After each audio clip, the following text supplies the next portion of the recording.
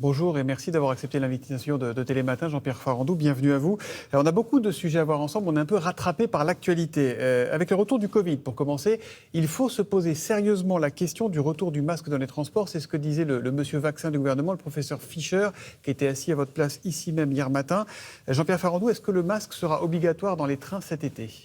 Ça, on verra. Vous savez, depuis le début de la crise sanitaire, nous suivons à la lettre les instructions sanitaires décidées par le gouvernement. Voilà, nous sommes bons élèves. S'il faut remettre le masque, on fera remettre le masque. On l'a fait quand il a fallu le faire. Donc, quand on nous a proposé de l'enlever, on l'a enlevé parce que ça pouvait gêner tous nos clients. Mais je suis convaincu que nos clients et nos cheminots le feront. On a beaucoup de discipline et de sens civique à la SNCF. Donc, nous prendrons les mesures sanitaires utiles pour la santé de nos voyageurs et de nos salariés. Si on ne vous le demande pas, vous ne le ferez pas ?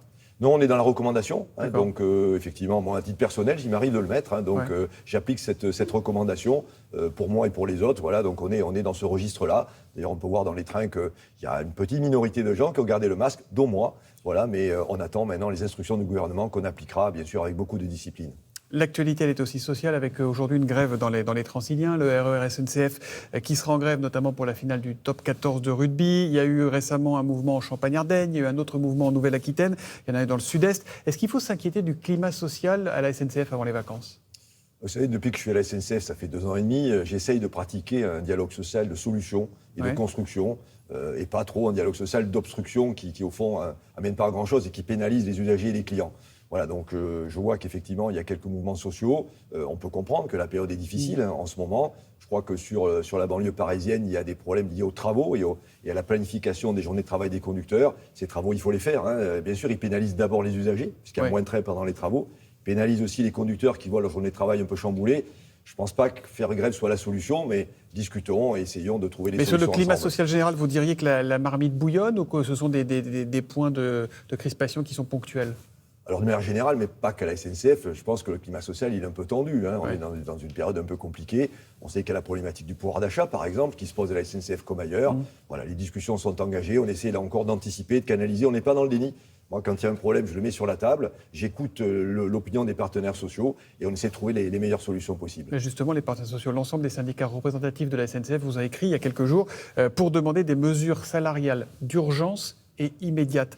Qu'est-ce que vous leur répondez ? Ils vont être augmentés ou pas ? D'abord, les discussions sont engagées, bien évidemment. J'ai reçu cette lettre, je l'ai lue avec attention. Moi-même, je participe d'ailleurs à ces discussions. Laissons faire les discussions. Je ne vais pas dévoiler devant vous. C'est important quand même d'avoir. Quand ils disent urgent et immédiat, c'est quand même assez précis. C'est un petit côté ultimatum quand même. Oh, mais pourquoi des mots aussi rudes tout de suite là ? Non, on est dans l'urgence au sens qu'on y travaille. On s'est mobilisé tout de suite. Pas plus tard que hier, j'étais au contact de l'organisation syndicale. Je l'ai fait la semaine dernière. Nous organisons cette discussion pour effectivement être capable d'aboutir, de faire une table ronde, on l'espère, au tout début de l'été. Est-ce qu'une hausse générale des salaires à la SNCF est quelque chose d'envisageable prochainement ? Tout est sur la table, toutes les modalités sont sur la table, donc celle-là et d'autres. Il y a plusieurs manières d'augmenter le pouvoir d'achat des cheminots. Nous discutons avec les organisations syndicales des meilleures manières de le faire. Vous craignez un mouvement comme celui qu'on connaît depuis 2 jours en Grande-Bretagne où tous les trains sont paralysés à cause des questions de pouvoir d'achat justement ? Ouais, je vous le dis, en tout cas pour la SNCF, on est dans la discussion. Je crois que c'est très important de toujours écouter ce que remontent les organisations syndicales. Mais ce qui nous rassemble aussi, c'est le futur de l'entreprise. Je pense qu'il faut faire face aux difficultés de court terme. Vous savez aussi que je porte un formidable projet de développement du ferroviaire. Voilà, et j'espère que sur ce terrain-là, au moins, les organisations syndicales, elles nous rejoindront. On va y venir. Puisqu'on parlait de l'inflation, on va aussi en parler du côté de la compagnie et du côté des usagers. Avec l'augmentation du coût de l'électricité, qui est votre carburant à vous, évidemment, vous avez des frais supplémentaires très importants. Est-ce qu'il faut s'attendre à une hausse générale des prix des billets ? Est-ce que vous allez devoir le répercuter sur les prix des billets, ça ? Vous savez, la politique que nous menons à la SNCF, c'est un TGV accessible, un TGV populaire, avec donc des prix accessibles. Vous savez qu'on a lancé la carte avantage avec un gros succès, 3,5 millions de cartes vendues, donc on fait très attention avec les prix. Ça serait contradictoire de vouloir développer le trafic et d'avoir des prix élevés. Ce qu'on a dit, c'est qu'en 2022... L'électricité, ça vous coûte 1 milliard d'euros par an avant que ça augmente. Donc là, ça va vous coûter encore plus cher. Est-ce que ça va se traduire dans le prix des billets ? Est-ce qu'il y a une augmentation générale des tarifs qui est prévue ? Je vais vous répondre. Donc en 2022, non. Parce qu'on a eu la bonne idée d'acheter à l'avance notre électricité, donc on n'aura pas une hausse de coût trop importante. Pour 2023, par contre, la question se pose. Donc on n'a pas décidé qu'on allait augmenter ou pas augmenter. Et la question se posera parce que là, on doit pouvoir constater peut-être malheureusement une hausse telle de nos coûts que d'une manière ou d'une autre, il n'est pas impossible qu'on soit obligé de le répercuter en partie sur les prix. Quel ordre, à peu près 1%, 5%, 10% ? Vous avez un ordre de grandeur ? Non, il est encore trop tôt, mais ça restera raisonnable. De toute manière, je vous dis, on fera très très attention à ce que nos prix ne soient pas un handicap pour accéder au train. C'est vraiment fondamental. On veut absolument rester sur ce qu'on appelle la politique de volume, c'est-à-dire faire en sorte que les gens laissent leur voiture au garage et prennent le train. C'est ce qu'ils font cet été d'ailleurs. On veut que ça se poursuive, que les gens prennent le train et sur la longue distance et sur les trains de la vie quotidienne. Est-ce que la SNCF sera à l'équilibre cette année, les comptes de la SNCF ? Et on l'espère, on l'espère. On a fait un bon premier semestre, donc on va présenter à notre conseil d'administration l'arrêté des comptes au premier semestre au mois de juillet. Donc pour le moment, ça se présente bien, parce que le trafic est très bien reparti. Après, le début de l'année a été marqué par Omicron, donc là, on était à nouveau pénalisé. Mais depuis la fin d'Omicron, les choses repartent très très bien. On le voit pour l'instant, vous êtes dans le vert. Pardon ? Pour l'instant, vous êtes dans le vert ? On est dans le vert, dans le vert et on a bon espoir de rester dans le vert jusqu'à la fin de l'année. Alors, ce qui est sûr, vous l'évoquez, c'est que les billets de train se vendent très très bien. On évoque un record côté fréquentation pour les trains cet été. Qu'est-ce qu'il en est ? Vous avez des chiffres déjà là-dessus ou pas ? Oui, on a des chiffres. Alors effectivement, on est parti pour un été record, tant mieux. Même au-delà de 2019, qui est au fond la véritable année de référence, avant le Covid. Voilà, c'est l'année avec laquelle on peut se comparer. On a déjà vendu 8 millions de billets pour les mois de juillet et d'août. C'est 10% de plus qu'en 2019, donc on voit une poussée très forte. On va mettre en place d'ailleurs 500 000 places supplémentaires face à ce succès. Oui, parce qu'il y a beaucoup de trains qui sont déjà pleins, qui sont déjà complets. Oui, alors les trains sont complets les jours de grand départ, bien sûr, les samedis, les 14 juillet, etc. Mais je vous rassure, il y a encore beaucoup de places.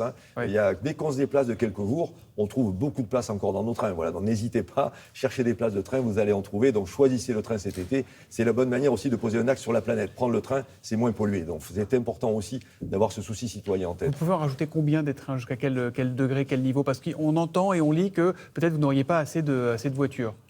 Des rames de TGV, elles roulent toutes, nos rames de TGV. Donc là, vous êtes déjà à bloc. On est à bloc, à bloc. Donc, alors, ce qu'on fait, c'est qu'on rajoute des rames, on fait des compositions doubles, on met 2 rames à la fois. Je vous dis, c'est grâce à ça qu'on va faire tourner 500 000 places supplémentaires. Je veux saluer la mobilisation des cheminots, parce qu'eux vont travailler pendant que les Français seront en vacances. Donc, on aura des milliers de cheminots mobilisés pour réussir les vacances des Français.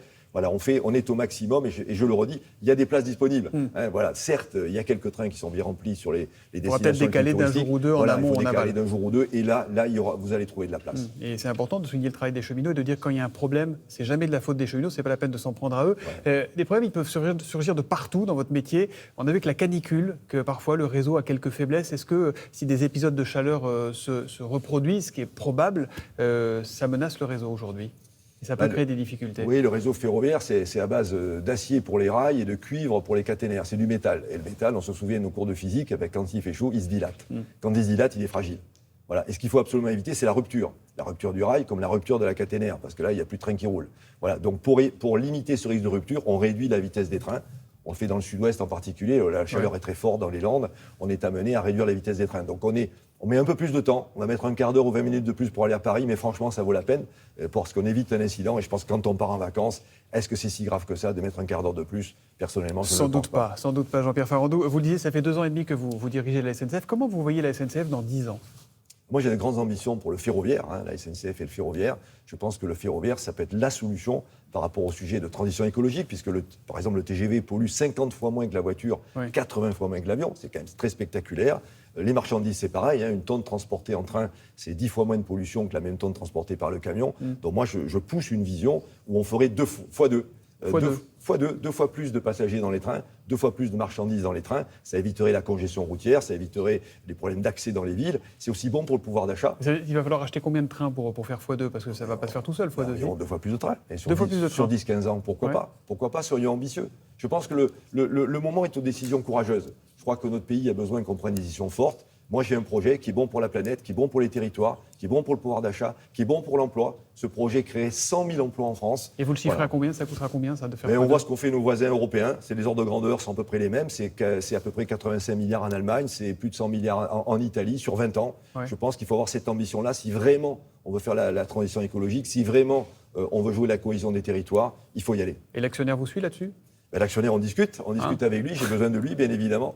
J'ai besoin du gouvernement, j'ai besoin du Parlement. Il y a pas mal de consensus sur ces sujets. Quand on parle de trains, pour les trains de la vie quotidienne, pour offrir une solution alternative à la voiture, quand on parle de désaturer les autoroutes avec moins de camions, un peu plus de trains, quand on parle d'étendre le réseau à grande vitesse, notamment dans la bande sud de notre pays, les Bordeaux, les Toulouse, les Marseille, je pense qu'il y a pas mal de consensus. Après, il y a un effort à faire, mais je pense que cet effort, il en vaut la peine. Jean-Pierre Farandou, si je vous laisse partir sans vous poser une question sur l'application SNCF Connect, je ne pourrai plus jamais remettre les pieds dans une gare.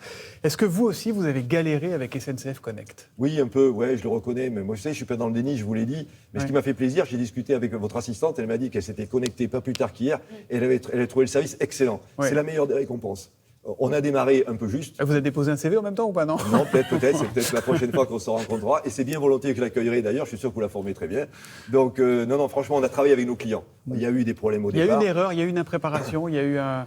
On Vous a êtes trompé démarré trop là-dessus? tôt, trop vite, on a mal mesuré l'effort de transition. On a testé, il y a eu 9000 testeurs, mais là peut-être qu'il en a fallu davantage. On s'est lancé un peu trop vite. Moi, ce que je retiens, c'est qu'avec nos clients, on a amélioré cette application qui marche maintenant très bien.